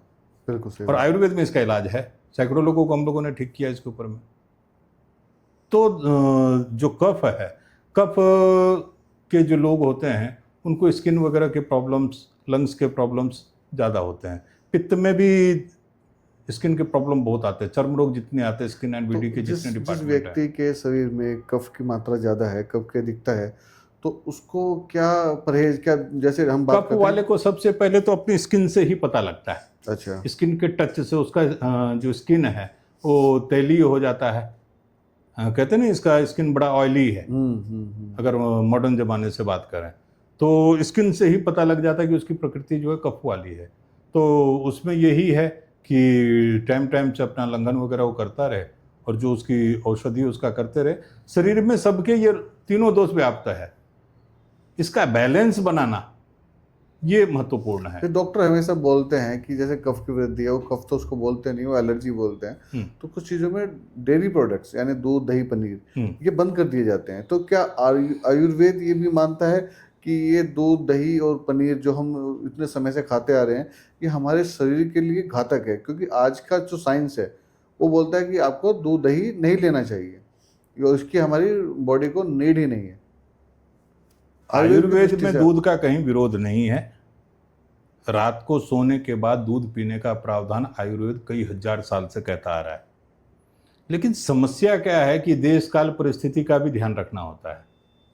आज हमारी पॉपुलेशन जो है वो वर्ल्ड में ऑलमोस्ट टॉप पे चल रही है, और डिमांड मार्केट में जितनी दूध की है उतना दूध पीछे से प्रोडक्ट तैयार हो के आ रहे हैं। उसमें पनीर भी बन रहा है, खोवा भी बन रहा है, मावा भी बन रहा है, लस्सी भी बन रहा है, दही भी बन रहा है। तो जितनी ज़रूरत हमको दूध की, जब वही नहीं पीछे से हमारा पूरा आ रहा है, उसमें नकली आ रहा है। और यहाँ का तो अब फिर निंदा करने वाली बात हो जाएगी कि यहाँ के जो ड्रग्स डिपार्टमेंट है वो तो इतना उदासीन रहता है कि दिवाली वगैरह पे 20-50 दुकानों के अंदर में छापा मार के पकड़ लेते, उसके बाद में पूरे साल क्या हो रहा है ये कोई देखता नहीं है। अपने हरिद्वार में ही महात्माओं के इतने बड़े बड़े आश्रम में रोज़ भंडारे हो रहे हैं, इतना खीर बन रहा है, इतना दूध का खपत है, कहाँ से आ रहा है? सोचने की बात है। तो उसमें जो देश काल परिस्थिति को देखते हुए वैद्यों ने देखा कि इससे अच्छा इसको बंद ही करना ठीक है। है। तो हमारे शरीर की अगर हम दूध दही बंद कर देते हैं तो हमारे शरीर पर कुछ प्रभाव पड़ेगा? नहीं, उसके एवज में फिर दूसरा हो जाता है। जैसे आयुर्वेद में है कि कई जड़ी बूटियाँ हैं और उसके फूल का प्रावधान बताया कि उसके फूल को लेना है, और सीजन नहीं है और मरीज बैठा है उसको देना है। तो वहाँ पे हमने उसके दूसरे विकल्प के रूप में उसका पंचांग निकाला, उसका छाल निकाला, पत्ती निकाला। उसी तरीके से दूध के बगल में बहुत सारे विकल्प हैं जिसको देने के बाद में उस चीज़ की पूर्ति होती है। शाकाहारियों में अच्छा ये एक देखिए, ये भी एक सोचित शक्ति होता है कि दूध पीने से शाकाहारी कहता है कि मेरे को कैल्शियम की पूर्ति होती है, मेरा कार्बोहाइड्रेट प्रॉपर रहता है, प्रोटीन मेरे को, क्योंकि जितने भी मिनरल्स हैं वो दूध में पाए जाते हैं। और दूसरी तरफ देखिए मांसाहारी, वो अंडा खाते हैं, वो कहते हैं जितने भी मिनरल्स हैं वो सब अंडे में पाए जाते हैं। पर क्या कोई मांसाहारी अंडा सेवन करने वाला या कोई भी शाकाहारी दूध सेवन करने वाला ये कह सकता है कि मैं हमेशा निरोग रहा? नहीं हो सकता है। तो इससे ये चीज़ सिद्ध होती है कि अगर आप कहिए कि अंडा खाने से ही आदमी तंदुरुस्त रहेगा, ये सच नहीं है। और आजकल तो बहुत सारे जनरेशन ये नए नए जिम खुल रहे हैं और उसके अंदर में ये सप्लीमेंट दे रहे हैं और उसके अंदर में बॉयल किया हुआ अंडा खाने को कह रहे हैं, कोई दूध के साथ में शेक बना के पी रहा है। तो क्या वो कह सकते कि हम सब ठीक हैं? और सप्लीमेंट आपको शायद जानकारी आपको बिल्कुल होगी, इतने घातक तरीके से सप्लीमेंट्स बनाए जा रहे हैं। एक वीडियो मैंने देखा था कि कीड़ों को सुखा के और उसको उसमें पाउडर में लाया, पाउडर फॉर्म में। तो ये सब घातक ही है। आज की डेट में ऐसा नहीं है। पहले हमारे जो पहलवान हुआ करते थे वो कौन सा अंडा खाते थे, वो कौन सा वो दूध दही घी से ही। नहीं, अब जो बहुत सारे देश हैं अब इसके ऊपर में गंभीर हो रहे हैं। अभी वो लोगों ने एक टेस्ट निकाला डॉप। तो ये जितने भी सप्लीमेंट हैं इसको सेवन करने वाले लोग हैं सब उसके अंदर पॉजिटिव पाए जा रहे हैं। देखिए, तो लोगों ने एक ऐसा कदम उठा दिया कि अब इस सप्लीमेंट से उनको दूर जाना पड़ेगा। पीछे जो वही बात आ जाती है कि जिसमें अवेयरनेस नहीं है, जिम में गए हैं और फिल्मों का हमारे समाज के ऊपर में बहुत प्रभाव पड़ता है। तो उनके जो हीरो वगैरह हैं वो अपने शरीर का प्रदर्शन करते हैं, तो शरीर को देख के जो बेचारे नहीं जानकार हैं वो इनकी चपेट में आ रहे हैं। पर जो प्रॉपर स्पोर्ट्समैन हैं वो इन चीज़ों को नहीं लेते हैं। सैकड़ों स्पोर्ट्समैन मेरे संपर्क में हैं जो कि सतावर है, अश्वगंधा है, कौच बीज है, फिर उसके बाद में इमली के बीज हैं। इन सब चीज़ों से तैयार करके हम लोग हर्बल बनाते हैं और उसको लोग सेवन करते हैं।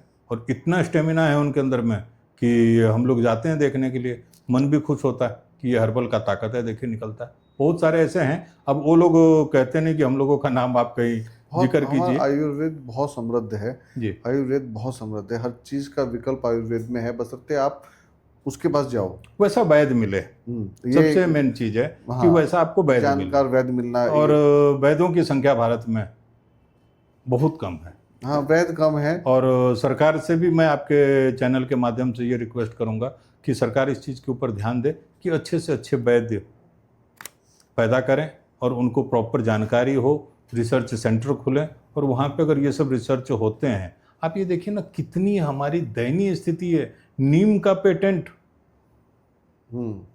अभी 2-3 सालों में अमेरिका ने ले लिया, बिल्कुल। देखिए, जिसको हमारी अनपढ़ दादी हाँ, कहती थी कि घाव हो गया, फोड़ा फुंसी हो गया, नीम के पत्ते को और पाल के एक नहा लो। मुझे याद और है, आज जो बुद्धिजीवी जो अपने आप को एजुकेटेड कहता है, रिसर्च के सेंटर में बैठ के एसी लगा के कई कई हजार के संसाधन में रिसर्च कर रहा है, वो इतने साल बाद आज कह रहा है कि नीम के अंदर में जो है वो एंटीबैक्टीरियल तत्व पाए जाते हैं।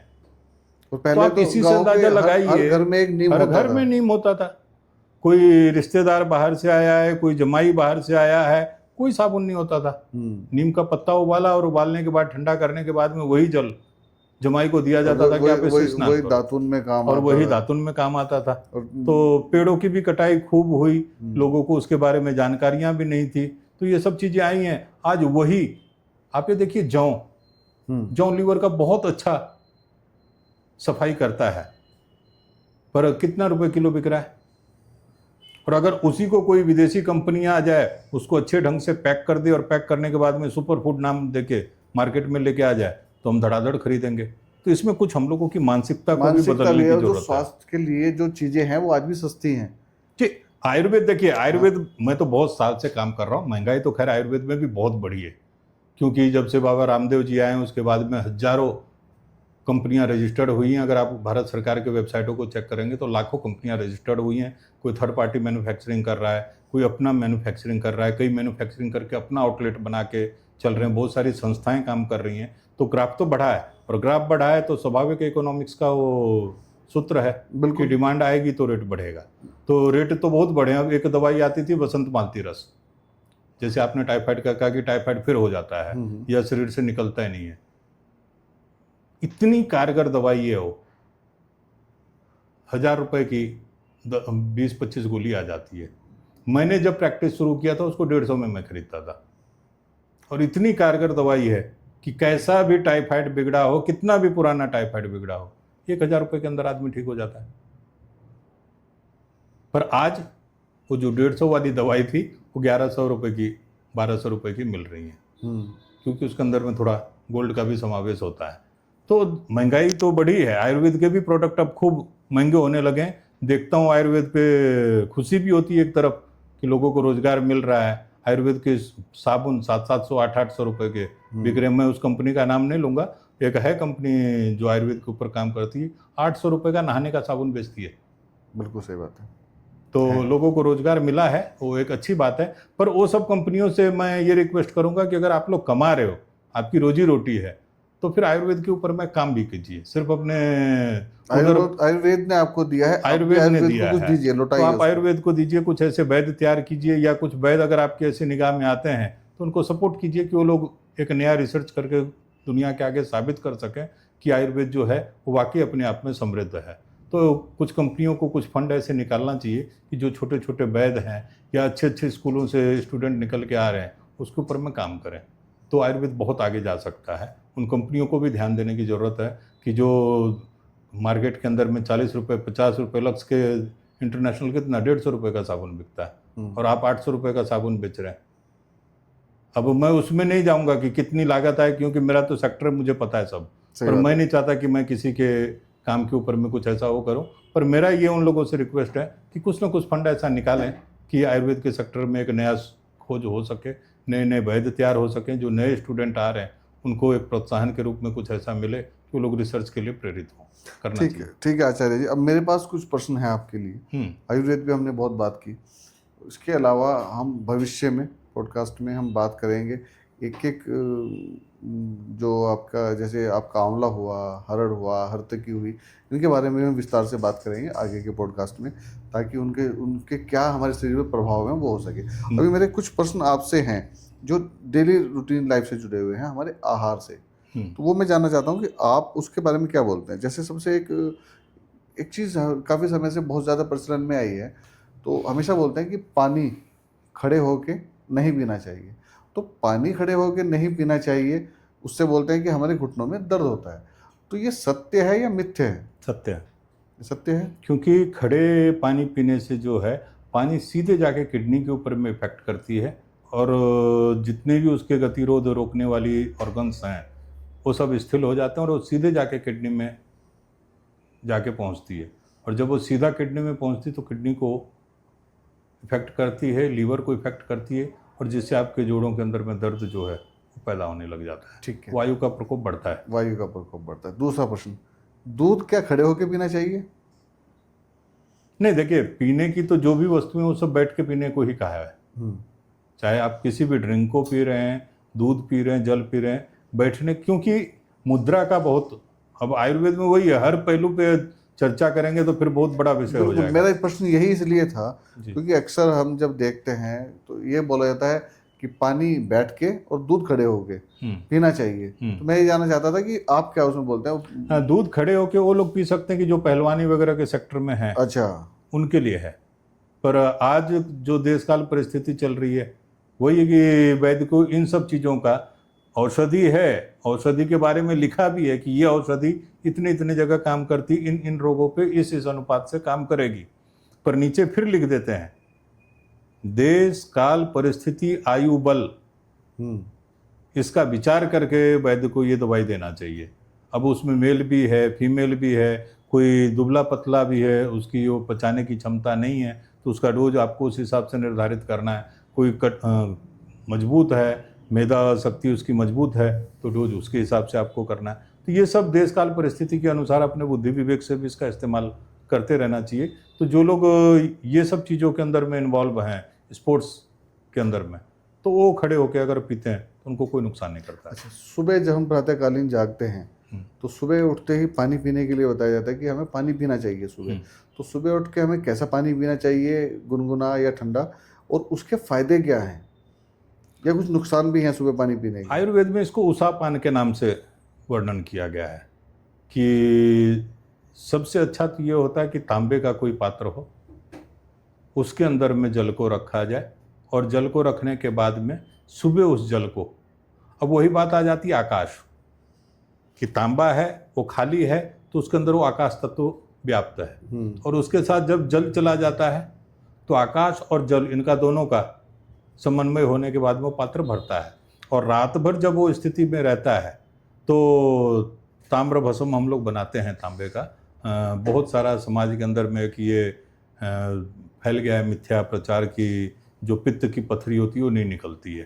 और पर ताम्र भस्म अगर प्रॉपर बना हो और ताम्र के संयोग से अगर चीज़ों को इस्तेमाल किया जाए तो पित्त की पथरी भी निकलती है। तो ताम्र के संयोग से जब जल का संयोग होता है तो उसकी जो आजकल समाज में एक और जल बिक रहा है कैंगन वाटर के नाम से,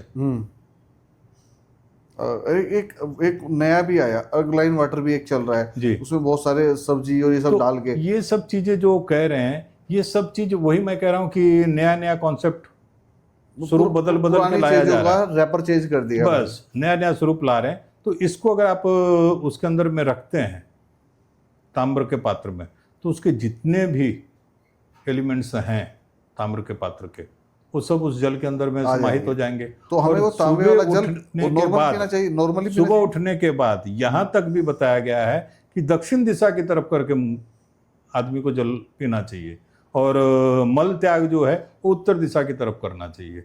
अब तो सब लाइफस्टाइल ही बदल गया है। हमारे जीवन में नीचे पालथी मार के बैठने का तो चलन लगभग खत्म हो गया है, क्योंकि पालथी मारेंगे तो हम अपने आप को अनएजुकेटेड या देसी आदमी या गांव देहात का आदमी के श्रेणी में आ जाते हैं। कुर्सी पे बैठते हैं तो अपने आप को शिक्षित या मॉडर्न जमाने के मुताबिक माना जाता है। ये घुटनों के दर्द में ये भी तो बहुत बड़ा कारण है, पैर के लटका के बैठने में। आपके बोलने से मुझे एक चीज़ याद आ गई, जब आपने बोला मॉडर्न जमाना, पहले क्या होता था, जो ग्रामीण परिवेश में सबके यहाँ पे आपको भी होगा कि जो शौचालय होते थे वो घर से बाहर होते थे, थोड़ी दूरी पे होते थे। बिल्कुल। और आज का क्या है, आज शौचालय रूम के साथ अटैच है। तो पहले हम क्या करते थे, घर में खाते थे पर निकालने बाहर जाते थे। अब हम बाहर से खा के आते हैं, निकालते घर में हैं। देखिए उसमें क्या है कि अगर दूर शौचालय है, सबसे पहली बात कि उषा पान करने के बाद क्या है कि 100 कदम थोड़ा कम से 100 कम कदम चलने को हो जाएगा। चलना चाहिए। और चलने के बाद में जब वो वहाँ बैठता है तो ये जो हमारी पिंडलियाँ होती हैं, इसको मैंने एक्यूप्रेशर में पढ़ा था कि ये जो पिंडलियाँ होती हैं इसके अंदर में जो नाड़ियाँ होती हैं ये सभी पेट के लीवर के साथ में इसका संचालन होता है। तो जैसे ही इसके ऊपर दबाव पड़ता है, दबाव पड़ने के बाद में उसकी एक विधि है, अब वो यहाँ पे वर्णन करना ठीक रहेगा कि नहीं क्योंकि वो सब्जेक्ट ऐसा, वो जब उसके ऊपर में दबाव पड़ता है और थोड़ा सा जल लेके पहले ही मल द्वार को उसका स्पर्श कराया जाए, और स्पर्श कराने के बाद में बैठने के बाद आप एक बार गर्दन को इधर घुमाइए और दूसरी बार गर्दन को फिर इधर घुमाइए। जो लोग कहते हैं कि मल पूरा नहीं निकलता है, इस क्रिया को करके देखें, कुछ ही दिनों में उनका ये समस्या बहुत बड़ी जो है समस्या है ये, खत्म हो जाएगी। कॉन्स्टिपेशन। ये एक सिर्फ क्रिया है, कोई दवाई नहीं लेना है आपको। उस वेस्टर्न जो आपका शौचालय के अंदर में बना हुआ है सीट, उसको आप त्यागिए, उस सीट पे जाइए, इसके ऊपर में दबाव पड़ता है, थोड़ा सा जल लेके शौच आने से पहले ही गुदा मार्ग पे उस जल का आप संपर्क कराइए, और संपर्क कराने के बाद में कुछ नहीं, बस ऐसे और ऐसे 2 बार आप गले को मोड़िए और पूरा जो अपना ध्यान है वो आप अपने मलाशय पे केंद्रित करिए। पेट 100% साफ होता है। ये सब कहने की बात है, बैठे हैं सीट के ऊपर में, अखबार पढ़ रहे हैं, मोबाइल देख रहे हैं, कहाँ से पेट साफ होगा? क्योंकि पूरे बॉडी को जो सिग्नल देता है, जो कमांड देता है, वो देता है ब्रेन। ये कप पड़ा है, इस कप को आप ये मत समझिए कि मेरा हाथ उठा रहा है। 1 सेकंड के 100वें हिस्से के स्पीड से दिमाग जो है ये इसको कमांड देता है कि इस कप को उठाइए, और तब ये उठाता है। और इसको समझने के लिए आपको एक थोड़ा विस्तार में जाते हैं, पैरालाइज होता है। पैरालाइज में क्या होता है कि जैसे हमारे ये बाल हैं, रोम हैं, इस तरीके से पूरा एक जाल हमारे ब्रेन के अंदर में फैला हुआ है, और वो सारी जो नाड़ियां हैं वो बगैर थके काम करती हैं। इसी को रिलैक्स देने के लिए रात को सोने का प्रावधान बनाया गया। कितने घंटे की नींद हमें लेनी चाहिए आयुर्वेद के अनुसार? देखिए ये तो शरीर की प्रकृति के अनुसार होता है। बहुत सारे लोगों को मैं जानता हूं कि जो 5 घंटे सोते हैं और फिट हैं, कोई उनको किसी प्रकार का रोग नहीं है। हमारे देश के प्रधानमंत्री 5 घंटे सोते हैं जी, पर वैसे अगर देखा जाए तो 6 से 7 घंटे के बीच के अंदर में नींद लगभग पूरा 6 से 7 घंटे। कई बार क्या होता है, आज की नई जनरेशन में एक समस्या आम हो रही है कि 6, 7, 8 घंटे सोने के बाद भी शरीर, मतलब ऐसा नहीं हो रहा है कि हमारा शरीर एक्टिव हो गया।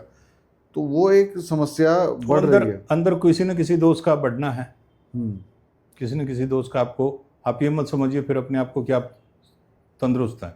अगर आपका आँख खुल जाता है, मैं कहा ना कि शरीर के अंदर में एक प्रकृति होती है, वो भी काम करती है। जैसे ही आपका शरीर रिलैक्स हो गया, आँख खुलेगा, और जैसे ही आँख खुला और आप एकदम से कूद के उठ के बैठ गए, वो स्थिति होती कि ये आदमी बिल्कुल तंदुरुस्त है। और एक आदमी आ रहा है बार बार, रामू उठो कर रहा है, वो दिन 3 बार 4 बार कह के जा रहा है, मन मार के फिर वो उठ रहा है। उठने के बाद में बुझे हुए मन से शौचालय जा रहा है। शौचालय के बाद में अगर उसको शौच, ये अनुभव की बात होती है, अगर उसको शौच प्रॉपर आ जाता है तो जब बाहर निकलेगा फ्रेश निकलेगा वो। प्रकृति जो है, जो दान की महत्तम है, अब मैं महात्मा हूँ, इसको मैं बोलने में हिचकिचाऊंगा नहीं, कि जैसे हम लोग किसी ब्याह शादी में चले जाएं, स्टॉल लगे हुए हैं, बहुत बड़े किसी रईस का बच्चे की शादी है, कई सारे स्टॉल लगे हैं, और जब सामने पदार्थ पड़े रहते हैं तो बहुत कम लोग होते हैं जो अपनी जीवा पे कंट्रोल रख पाते हैं, नहीं तो लगभग सब दबा के उसको खाते हैं। और वो खाने के बाद में आप ये सोचिए कि वो सारा आपने ग्रहण किया, एकत्रित किया, संग्रह किया, और संग्रह करने के बाद में सुबह अगर आपका पेट साफ ना हो तो आपकी क्या दशा होती है? तो फिर वहीं घूम के आ जाता है कि अगर हम संग्रह करते हैं तो जब हम उसके साथ कुछ विसर्जन करते हैं तो एक आराम से एकदम परम शांति मिलता है। अगर पेट पूरा साफ हो जाए, किसी आदमी को 3 दिन का 4 दिन का कब्ज अटका हो, पेट में दर्द हो रहा हो खूब जोर जोर से, और उसका पेट एकदम से साफ हो जाए, तो उस आदमी से पूछ के देखिए आप कि उसको उस समय कैसी अनुभूति होती है। बिल्कुल। तो ये एक प्रकृति का नियम है कि अगर आप किसी चीज़ को संग्रह करते हैं तो उसका साथ के साथ कुछ न कुछ हिस्सा उसका विसर्जन भी करिए। वो चाहे आप दान के रूप में लीजिए, चाहे शरीर के संग्रह के रूप में लीजिए, नहीं लेंगे ये बढ़ता चला जाएगा। एकदम तीर की तरीके से झुक गया है शरीर और खाली उधर ही अपना प्रदर्शन कर रहा है। बहुत सारे लोग समाज में से घूम रहे हैं। उसका वही है कि पेट जो है वो ठीक नहीं है, गैस बन रहा है, मल जो है वो अंदर अध कच्चा पक्का है, सड़ रहा है, और वो गैस जो है पूरे पेट में व्याप्त है। आहार और आहार घूम कैसा रहे। हो हमारा? आहार ये है कि सुबह कहते हैं कि आप खाइए राजा की तरह, दोपहर को महाराजा की तरह, और रात को गरीब की तरह। उसमें मुख्य कारण ये होता है कि रात को आप अंग्रेज देखिए, अंग्रेज इस चीज़ का, क्योंकि मेरे को कई बार मौका मिला, मैं विदेश का भी सफ़र किया है, वहाँ पे मैंने देखा कि वो लोगों के शरीर किसी का भी उदर नहीं निकला हुआ है। और मेरे को बड़ा दुख होता है ये देख के कि भारत के अंदर में हर इतनी दूसरे बड़ी व्यक्ति। पद्धति होने के बावजूद भी हमारे देश में इतने लोगों के पेट निकल गए। वो लोगों का यही है कि वो लोग शाम को भोजन नहीं करते। नहीं करते। वो लोग अगर देख लिए कि दिन में डाइट हमारा ज़्यादा हो गया, और शाम को बिल्कुल वो भोजन को त्याग देते हैं। अब आया ना नया एक कॉन्सेप्ट, फास्ट डाइट। हाँ, डाइट और फास्टिंग भी चल रहा है। तो डाइट बताने वाले बहुत सारे लोग अब आपको मिल जाएंगे एक जो नया आपका बिजनेस डाइट ट्रेंड में आ गया है, चार्ट, डाइटिशियन डाइट का। चार्ट बना के देते हैं। पर ये सब चीज़ों की अब क्या कहें, ठीक है बेरोजगारी बहुत है, तो सब लोगों ने अपना अपना, तो उसमें निंदा करना भी कोई बुरी बात नहीं है।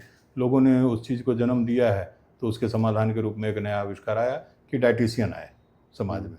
पर आयुर्वेद में नहीं, आयुर्वेद में तो आहार का जो सम्यक है, उसका जो तोल है, उसका माप है, कौन सा कितने मात्रा में लेना है, वो सब 5000 साल पहले ही बता दिया था। अब उसको नए स्वरूप में ला रहे हैं कि जी इतना कार्बोहाइड्रेट होना चाहिए, इतना प्रोटीन होना चाहिए, उसके पैरामीटर्स सेट कर उसके दिए। पैरामीटर सेट कर रहे हैं। अच्छा, बॉडी है, बॉडी के अंदर में बहुत सारे लोग आज देख रहे हैं कि बीमार नहीं हो, बहुत अगर साधारण तौर पे उनको देखा जाए तंदुरुस्त हैं, पर वो फिर भी विटामिन खा रहे हैं। कोई कैल्शियम ले रहा है, कोई प्रोटीन ले रहा है, B12 ले रहे हैं, विटामिन सी ले रहे हैं। B12 और विटामिन सी तक तो समझ में आता है कि उसका नुकसान तो बॉडी में नहीं होगा, पर एक कैल्शियम है या प्रोटीन है, बॉडी खुद अपने आप को बनाने में जब सक्षम है और आप उसको ऊपर से डाल रहे हो, तो ऑर्गन जो है वो सिग्नल दे रहा है ब्रेन को कि नहीं, काम करने की जरूरत नहीं है। हमको जितना डिमांड है पहले ऑलरेडी हमारे पास आ रहा है, तो जब आपके पास स्टॉक में माल पड़ा है तो आप नया स्टॉक क्यों लेंगे? सही बात है। सीधा सा एक फॉर्मूला है। तो जब बाहर से उसके अंदर वो चीज़ की पूर्ति हो रही है तो ऑर्गन क्यों उस काम को करेगा? और जब नहीं करेगा तो स्थिर हो जाएगा, और जब स्थिर हो जाएगा तो स्वाभाविक है कि आप उसके ऊपर डिपेंड हो गए। ब्रेन आपका डिमांड करेगा, और डॉक्टर लिख रहा है कि कैल्शियम की कमी है, ये कैल्शियम खाइए। कुछ चीजें तो इतनी आम हो गई, कैल्शियम। अच्छा, बहुत सारे लोग हैं जो डॉक्टर के परामर्श के बगैर A to Z नाम का आ रहा है कि जी सारे ही मिनरल, सारे विटामिन उसके अंदर समाहित हैं। और बहुत कम कंपनियां हैं एलोपैथिक में भी, एलोपैथिक को भी ये चीज़ मार रही है, और ये आयुर्वेद के अंदर भी रोग है। बहुत सारी कंपनियां ऐसी हैं। कल ही मुझे एक फ़ोन आया, ई-कॉमर्स का कोई बिजनेस करता है, और हमारे वीडियो को देखने के बाद में, मुझे नहीं पता था ये कल ही मुझे पता लगा, इंटरनेट पे आने के बाद में नई नई अनुभूति हुई। उस आदमी ने मुझे फ़ोन किया, और फ़ोन करने के बाद में उसको कुछ ऐसी बीमारी थी जो अब मैं यहाँ पे नहीं बता सकता। वो कहता है महाराज जी मैंने कई लोगों से औषधि मंगाई, और अच्छा खासा मेरे को लोगों ने चार्ज किया, और चार्ज करने के बाद में ऐसा चीज़ भेज दिया कि वो मिट्टी, और मिट्टी के ऊपर में उन्होंने सिल्वर कोटिंग कर रखा है, गोल्ड कोटिंग कर रहा है। अरे क्या कर रहे हो ये? और ये आपको एलोपैथिक में भी मिलेगा। बहुत सारी ऐसी कंपनियां हैं जो मल्टीविटामिन सप्लीमेंट के नाम पे गुणवत्ता के आधार पे बिल्कुल जीरो हैं।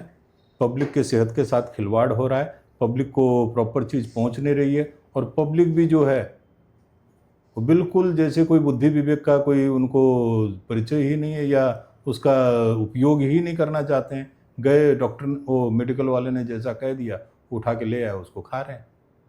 वो क्या इफेक्ट करेगा बॉडी के ऊपर में, उससे उनको, हाँ अब आया है। अभी कुछ दिन पहले एक हमारे संपर्क में आए थे, वो रेलवे के जीएम थे, महाप्रबंधक। तो उनसे मेरी बातचीत हुई तो उन्होंने, अब लोग पढ़ते हैं गूगल पे, अगर आयुर्वेद का मैं कोई औषधि लिखता हूँ तो मेरे ऊपर सिर्फ विश्वास नहीं करते, उस औषधि को पहले गूगल पे पढ़ते हैं। देखिए बहुत सारी औषधि ही हैं जो हमारी किचन का हिस्सा रही हैं पहले से ही। हाँ, वो बात अपने बीच में रह गई थी। जैसे अपनी पहले बात हुई गठिया पे, गठिया में जो लोग आयुर्वेद से रिलेटेड हैं वो इस बात को समझ पाएंगे कि एक बहुत अच्छी दवाई होती है और खूब उसका नाम प्रचलन में, उसको कहते हैं महायोगराज गूगल जी। बात में जितने भी रोग हैं उसमें गूगल सबसे प्रथम श्रेणी का औषधि माना जाता है। गूगल को शुद्ध करके कई तरीके की दवाइयाँ बनती हैं, विस्तुंडक वट्टी है, वातारी रस है, योगराज गूगल है, महायोगराज गूगल है, रसराज रस है, ऐसे बहुत सारी औषधियों में गूगल का समावेश होता है। तो गूगल वात के ऊपर में परफेक्ट काम करता है। कोई भी औषधि गूगल के बगैर परिकल्पना करना व्यर्थ है वात में। अच्छा, उसके गूगल के बाद में जितनी भी दवाइयाँ पड़ती हैं, और मेरे को ये कहने में कोई संकोच नहीं हो रहा है कि ये लोगों तक जानकारी चले जाएगी, ज्ञान को बढ़ाना चाहिए, लोगों को समझ में आना चाहिए। चाहे वो दालचीनी है, काली मिर्च है, फिर उसके बाद में लौंग है, बड़ी इलायची है, जायफल है, जावित्री है, यही सब तो हम लोग डालते हैं उसके अंदर, और उसी का हम गोली बना के हम 15,000 18,000 रुपया 6 महीने का चार्ज कर रहे हैं, और उसको कहते हैं कि ये 6 महीने का कोर्स है, आप इसको खाइए, आपका जॉइंट पेन ठीक हो जाएगा। ठीक होता है? तो इसका जिम्मेवार कौन है? ये सब तो आपके रसोई में पहले से पड़ा है। अगर गरम मसाला, एक गरम मसाला, अगर जो हमारी भारतीय पद्धति में जो गरम मसाला का समावेश है, वो गरम मसाला प्रॉपर अपना खरीद के पिसवा के आदमी सेवन करने लग जाए, क्या अजवाइन हमारे गरम मसाला में नहीं आता है? क्या जीरा हमारे गरम मसाला में नहीं आता? क्या दालचीनी हमारे गरम मसाले में नहीं आता? नींबू के सत को हम लोग नहीं जानते, लौंग को हम लोग नहीं जानते, जायफल को हम लोग नहीं जानते, जावित्री को हम नहीं जानते? ये सब तो हमारे रसोई में पड़ा है, और हमारे जैसे वैद्य इसी का रील बना बना के आप लोगों को पैसा ले रहे हैं कि भाई ये खाइए तो ये होगा, ये खाइए तो ये खाइए। आयुर्वेद सब आपके घर में मौजूद है। कुछ मिलावटखोरों ने बेड़ा गर्क कर दिया, नाश मार दिया देश का, और कुछ हमारे अवेयरनेस की कमी रही, रेडीमेड चीज़ों पे, डिब्बा बंद चीज़ों पे हम लोग विश्वास करने लगे, कुछ वो लोगों ने हमारा फ़ायदा उठाया। अगर हम मूल रूप में अगर जाएं तो फिर वही जो 90 साल के बुजुर्ग सीधा डंडा लेके चलते थे, हरियाणा है एक स्टेट, अब सुनने में आया कि वहाँ पे बहुत हल्ला हो रहा है कि हुक्के को हटाया जा रहा है। खैर, नशा कोई अच्छी चीज़ तो नहीं है, नशा तो नशा ही है, नशा गलत चीज़ है, पर एक साधारण बोलचाल में समझने की भाषा को अगर आप देखेंगे, आज भी अगर आप हरियाणा का दौरा करें, क्योंकि मैं तो सन्यासियों घूमता रहता हूँ, वहाँ पे मैंने ऐसे ऐसे बुजुर्ग देखे। वहाँ पे खाप पंचायत होती है, खाप पंचायत में सब बुजुर्ग बैठते हैं, कोई यंग जनरेशन का वहाँ पे काम नहीं है, वहाँ पे 55 से ऊपर एज के ही लोग बैठते हैं उसके अंदर में। ऐसे ऐसे बुजुर्ग 80 साल के, 90 साल के, धोती पहना हुआ है, फेंटा लपेटा हुआ है, एकदम सीधा लठ लेके जा रहे हैं, और इतने दबंग, क्या विधायक क्या एमपी तुरंत हाथ से पकड़ के बैठा, रे बैठ, हमारी बात सुन, तने वोट दियो है। क्या है वो लोगों के, आज के युग में भी प्रॉपर आप जाके देख सकते हैं। बिल्कुल। उनके दिनचर्या को अगर हम देखें, वो सारा दिन हुक्का बजाते हैं। हाँ, सारा दिन हुक्का बजाते हैं और इतने तंदुरुस्त हैं। उनके खान पान को आप चेक करिए। कहावत है, मेरा देश है हरियाणा जहां दूध दही का खाना। सही बात है। देखिए स्पोर्ट्स में जितने आपके पहलवान तैयार हो रहे हैं, सब हरियाणा से तैयार होकर आ रहे हैं। अच्छा, उसके ऊपर में लोग कह देते कि नहीं, हरियाणा सरकार जो है वो इसके प्रति जागृत है, हर गांव के अंदर में स्पोर्ट्स के जो इंस्ट्रूमेंट हैं वो सब अवेलेबल कराया जा रहा है, और कोच अच्छे तैयार किया है। सारी बात मैं मानता हूँ, पर जब तक आपका जो बेसिक फंडामेंटल है, बॉडी ही अगर उस चीज़ को अलाउ नहीं कर रहा है, तो इंस्ट्रूमेंट क्या करेगा, वो कोच क्या करेगा? सही बात। तो मेरा ये मानना है कि वो जो बॉडी का स्ट्रक्चर है वो अगर तैयार हो रहा है तो प्रॉपर हरियाणा में तैयार हो रहा है। और उसका नतीजा है कि आज पूरे देश में हरियाणा के जो लोग हैं वो ओलंपिक में धूम मचा रहे हैं। तो क्या बाकी स्टेटों के अंदर में ऐसा क्या हुआ? रहन सहन, खान पीन सब बदल गया। वो लोगों का खान पीन आप देखिए, वो लोगों के, ये नहीं कि मैं कोई हरियाणा का सपोर्ट कर रहा हूँ, हरियाणा से दूर दूर तक मेरा कोई लेना देना नहीं है, पर जो सच है देखने में आता है, प्रत्यक्ष है।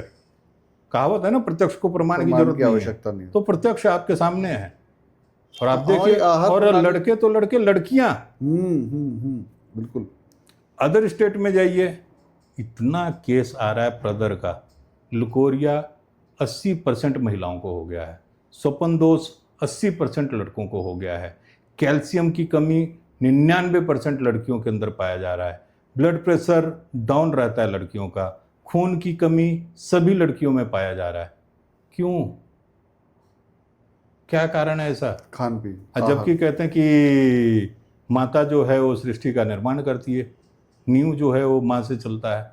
तो अगर महिलाएं अगर इस तरीके से हो गई तो कैसे इस देश का विस्तार होगा? हम बात कर रहे हैं कि जी हम बहुत अपने आप को देश की, विश्व की तीसरी महाशक्ति बनाने जा रहे हैं। इस तरीके से महाशक्ति बनेगी?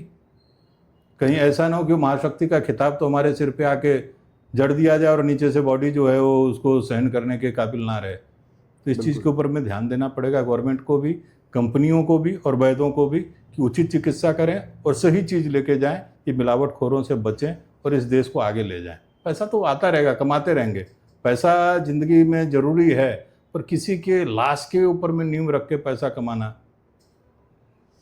चलिए, बहुत बढ़िया आचार्य जी, आपने बहुत सुंदर तरीके से आयुर्वेद की व्याख्या की।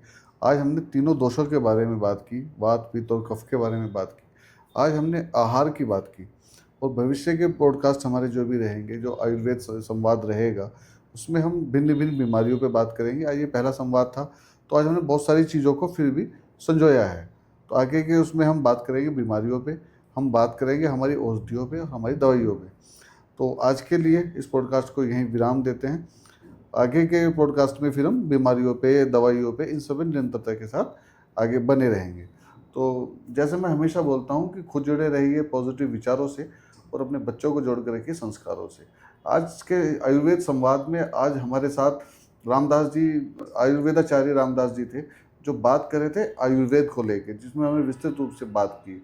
अगर इसके आपको बैक टू बैक नए पॉडकास्ट मिलते रहेंगे, क्योंकि आयुर्वेद इतना समृद्ध है, उसको एक पॉडकास्ट में समा पाना संभव ही नहीं है। इसकी हम काफ़ी सारी सीरीज आपके लिए लेके आने वाले हैं, जिसमें हम भिन्न भिन्न बीमारियों की बात करेंगे, और जो हमारे जो रोज़मर्रा के जीवन में मौजूद हमारे किचन की दवाइयाँ हैं, जिनको हम दवाई बोलते हैं, जैसे आपका सौंफ, इलायची, इन सब के बारे में विस्तृत रूप से बात करेंगे। तो तब तक के लिए नमस्ते भारत। नमस्ते।